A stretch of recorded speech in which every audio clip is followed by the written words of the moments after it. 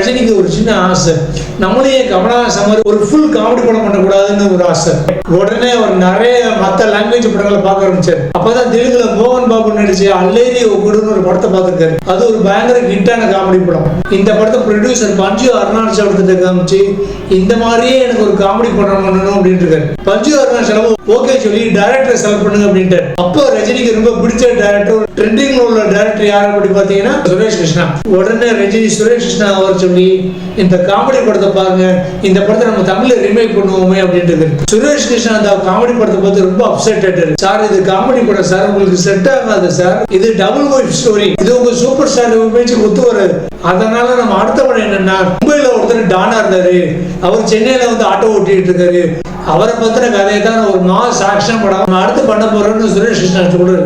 ரஜினி அதுக்கு ஒத்துக்கவே இல்லை. அதெல்லாம் வேண்டாம், நம்ம முதல்ல இப்போ ஒரு காமெடி படம் பண்ணுவோம் சொல்லி அடம் பிடிச்சு சுரேஷ் கிருஷ்ணா அந்த படத்தை பண்ண வச்சாரு. இந்த படம் ஒரு மியூசிக்கல் சப்ஜெக்டா, அதனால இளையராஜா போய் பார்த்திருக்காங்க. இளையராஜாவை இவங்க ஏற்கனவே தனக்கும் பாலச்சந்தருக்கும் நடந்த இஷ்யூ இல்ல, அண்ணாமலை படத்துக்காக தேவாவை தேடி போனவங்களாச்சு, இப்ப போய் நம்மகிட்ட மறுபடியும் வந்திருக்காங்களேன்னு கொஞ்சம் கூட கோவப்படாம அந்த படத்துக்கு அருமையான சாங்ஸ் போட்டு கொடுத்தாரு. படம் 1994 ஏப்ரல் 14 தமிழ் புத்தாண்டு அன்னைக்கு ரிலீஸ் ஆகுது. வீராங்கிற பேர்ல படம் பார்த்த மக்கள் அவ்வளவு அப்செட் ஆயிட்டாங்க, ரொம்ப டிசப்பாயிண்ட் ஆயிட்டாங்க. ரஜினி சுரேஷ் கிருஷ்ணா அண்ணாமலை மாதிரி ஒரு பயங்கர மாசான படம் எதிர்பார்த்துட்டு வந்தா, இதென்ன படத்துல காமெடியா இருக்கு, கிரிஞ்சா இருக்கு, மோகன் நடிக்க வேண்டிய படத்துல ரஜினி நடிச்சிருக்காரு, மக்கள் ரொம்ப அப்செட் ஆயிட்டாங்க. அதனால படம் செல்ஃப் எடுக்கவே இல்லை, கலெக்ஷன் ரொம்ப கம்மியா இருந்தது. அப்ப சன் டிவிங்கிற ஒரே ஒரு சேட்டலைட் சேனல் மட்டும்தான் இருந்தது.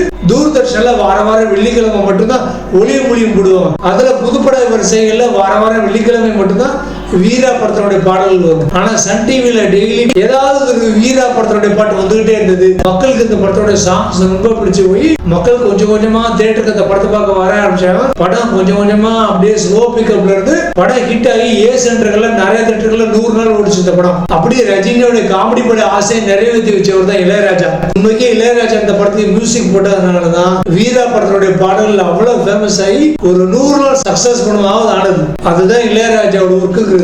ஆனா அந்த படத்தோட சக்சஸ் மீட்ல இளையராஜா ஏதோ பேசிட்டாரு. ரஜினிக்கு இளையராஜாவுக்கு ஏதோ ஒரு ஈகோ கிளாஷ் வந்து, அதுக்கப்புறம் இளையராஜா இனிமே ரஜினி படங்களுக்கு நான் மியூசிக் பண்ண மாட்டேன்னு சொன்னாரா, இல்ல ரஜினி இனிமே என்னுடைய படங்களுக்கு இளையராஜா வேண்டாம்னு முடிவு பண்ணாரான்னு தெரியல. அதோட இந்த கூட்டணி முறிஞ்சு போச்சு. நிறைய பாடல்கள் நம்ம மிஸ் பண்ணிட்டோம். அப்படி இளையராஜா ரஜினிக்கு ஒரு சூப்பரான சம்பவத்தை பண்ணிருக்கு. அதையெல்லாம் ரஜினி மருந்து இளையராஜா இப்படி ஒரு கம்ப்ளைண்ட் வச்சிருக்கு. என்ன இருந்தாலும் ஒரு நியாயம் வேணுமா தலைவரே?